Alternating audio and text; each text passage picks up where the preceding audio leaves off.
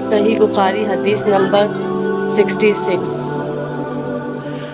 ایک مرتبہ رسول اللہ صلی اللہ علیہ وسلم مسجد میں تشریف فرما تھے اور لوگ آپ صلی اللہ علیہ وسلم کے ارد گرد بیٹھے ہوئے تھے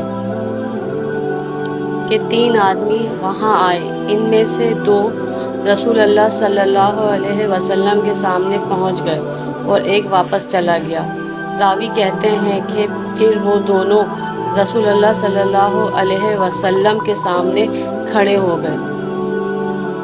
اس کے بعد ان میں سے ایک نے جب مجلس میں ایک جگہ کچھ گنجائش دیکھی تو وہاں بیٹھ گیا، اور دوسرا اہل مسجد کے پیچھے بیٹھ گیا، اور تیسرا جو تھا وہ لوٹ گیا۔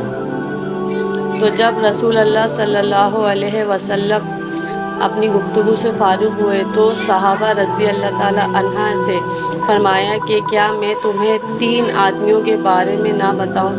تو سنو۔ ان میں سے ایک نے اللہ سے پناہ چاہی، اللہ نے اسے پناہ دی، اور دوسرے کو شرم آئی تو اللہ بھی اس سے شرمایا کہ اسے بھی بخش دیا، اور تیسرے شخص نے منہ موڑا تو اللہ نے بھی اس سے منہ موڑ لی۔